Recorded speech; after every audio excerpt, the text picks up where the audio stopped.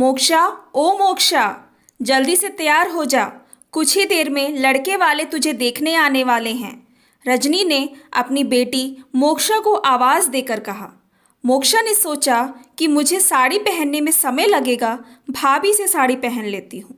वह साड़ी लेकर अपनी भाभी के कमरे की तरफ जा रही थी तो उसने सुना उसकी भाभी गौरी उसके भैया से कह रही थी, आज तो लड़के वालों को तुम्हारी बहन पसंद आ ही जाए। रोज रोज का तमाशा हो गया है। हर बार लड़के वालों की आवभगत में ही कितना रुपए लग जाता है, फिर वो तुम्हारी बहन को मना करके चल देते हैं। मैं तो तंग आ गई रोज रोज के ड्रामे से। पता नहीं क्या खाकर मम्मी जी ने मोक्षा को पैदा किया था। तुम दोनों भाई बहनों में ज़मीन आसमान का फ़र्क है। कहाँ तुम एक राजकुमार से सुंदर गोरे चिट्टे, कहाँ वो काली स्याही जैसी जो रात में तो नज़र ही नहीं आती, सिर्फ काली बिल्ली की तरह उसकी आंखें ही चमकती रहती है।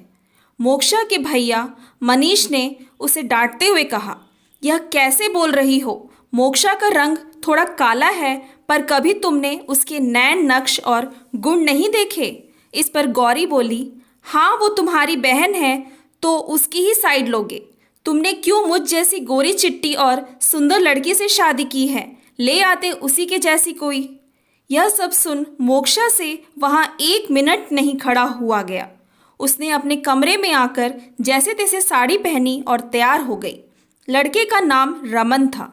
रमन के घर वालों ने जैसे ही मोक्षा को देखा, उन्होंने वहाँ से उठना चाहा, पर रमन को मोक्षा की सादगी बहुत अच्छी लग रही थी। उसने कहा, मैं एक बार लड़की से अकेले में बात करना चाहता हूँ।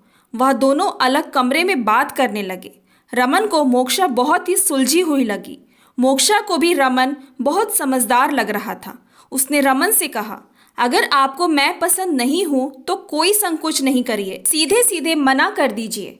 पर रमन ने उसकी बात का जवाब देने के बजाय मोक्षा से पूछा, क्या तुम्हें मैं पसंद हूँ? मोक्षा की आंखों में यह सुनकर आंसू आ गए, क्योंकि किसी ने आज तक उससे यह नहीं पूछा था। रमन ने कहा, रो क्यों रही हो? तुम मुझसे ज़्यादा पढ़ी लिखी हो, मुझसे ज़्यादा कमाती हो, तो तुम्हारी इच्छा जानना तो बहुत ज़रूरी है। मोक्षा ने कहा, आप इतने अच्छे हैं, मैं आपको कैसे मना कर सकती हूँ। कुछ दिन बाद दोनों का विवाह संपन्न हो गया। मोक्षा अपनी ससुराल में सबको खुश रखने की कोशिश करती थी, पर उसके ससुराल वाले उसके रंग को लेकर ताने मारते रहते थे। शादी के 4 महीने बाद मोक्षा गर्भवती हो गई। तब भी सब उसके सामने यही कहते रहते, बच्चा मोक्षा पर न चला जाए। रमन सबको बहुत समझाने की कोशिश करता, पर जब किसी को कुछ समझ नहीं आया तो रमन ने कुछ दिन के लिए घर वालों से अलग रहने का फैसला कर लिया। मोक्षा ने घर इतने अच्छे से संभाल लिया था कि उसके जाते ही उसकी सास और ननद को जब सारे काम खुद करने पड़ रहे थे तो उन्हें मोक्षा की कमी का एहसास हुआ।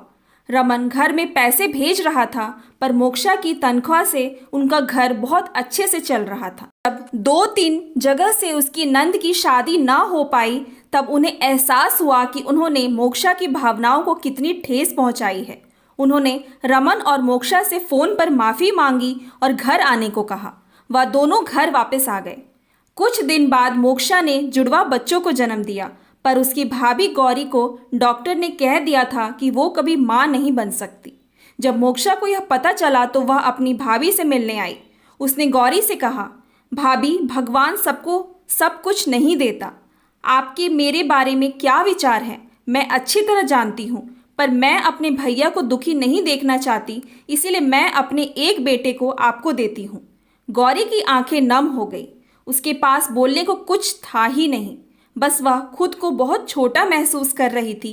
वह मोक्षा के पैरों में गिर गई। Thanks for watching. Please like and subscribe my channel.